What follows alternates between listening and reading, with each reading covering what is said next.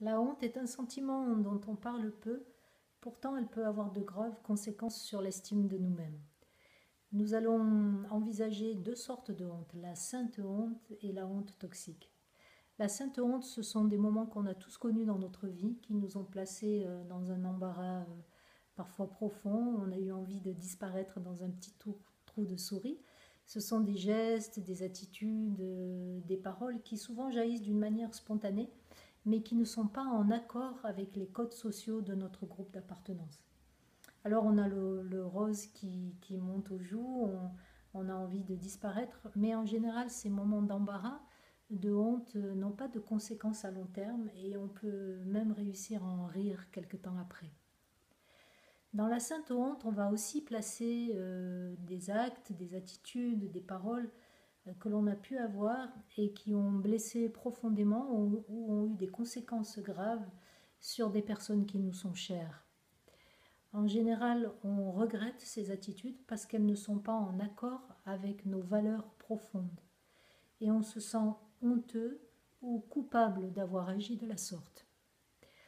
Dans ce cas-là, la sainte honte nous ramène à nous-mêmes et elle nous invite à une introspection et elle est le moteur pour une réconciliation et une réparation.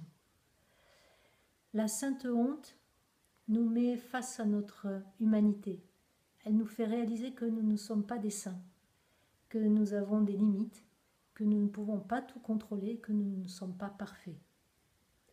Si la sainte honte a à voir avec quelque chose que j'ai fait, la honte toxique, elle, est en rapport avec ce que je suis profondément. La honte toxique nous fait dire de nous-mêmes: je suis nul, je ne vaux rien, je suis minable, je ne suis pas intéressant, je ne suis pas belle, je n'ai pas d'intérêt, personne ne s'intéresse à moi parce que je ne vaux rien. Comment se construit la honte toxique? Déjà dans nos sociétés judéo-chrétiennes, la honte toxique nous attend à la naissance. Elle est là. Elle se saisit du bébé, posant sur lui une sorte de tache originelle, venant d'Adam et Ève qui auraient mangé le fruit interdit et qui se seraient découverts nus et honteux devant leur Créateur. C'est ainsi que, déjà à la naissance, nous sommes honteux d'être ce que nous sommes, des êtres humains, et nous avons besoin de la main du clergé, du baptême, pour nous laver de cette honte originelle. Bien sûr, la honte toxique va trouver son meilleur terreau dans les familles dysfonctionnelles. Deux sortes d'ambiances vont être favorables à la honte toxique. La première étant bien sûr les parents, les familles, les éducateurs fortement dévalorisants pour l'enfant. L'enfant se construit à partir de ce qu'il va lire dans le regard des personnes qui prennent soin de lui. Il est comme une terre qui va se laisser travailler, qui va se laisser pétrir par le regard que portent les parents sur lui. Dans les familles fortement dévalorisantes, l'enfant lit ce regard humiliant, ce regard moqueur, rejetant, critiquant, dévalorisant. Et l'enfant, à ce moment-là, se pétrit, commence à se pétrir de honte toxique. Il est honteux de ce qu'il est, de ce qu'il ressent, de ce qu'il dit, de ce qu'il imagine. La deuxième ambiance est les parents, les éducateurs qui sont indifférents ou absents pour l'enfant. Dans ce cas-là, l'enfant ne lit rien dans le regard de l'adulte qui prend soin de lui.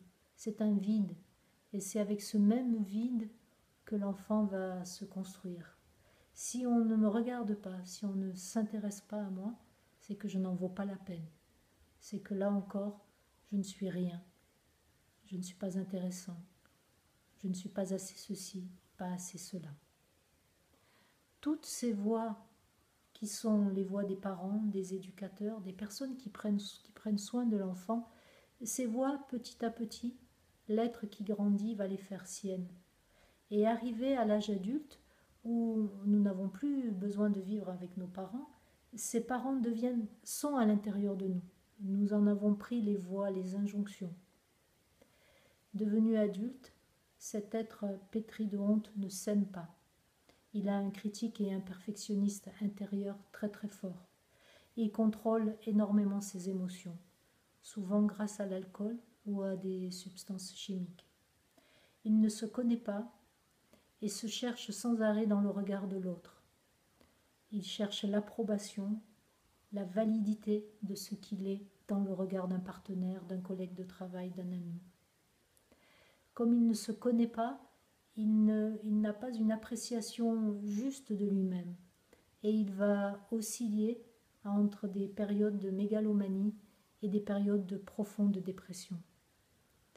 L'être pétri de honte a honte de lui-même, mais il a aussi honte des personnes qui l'entourent.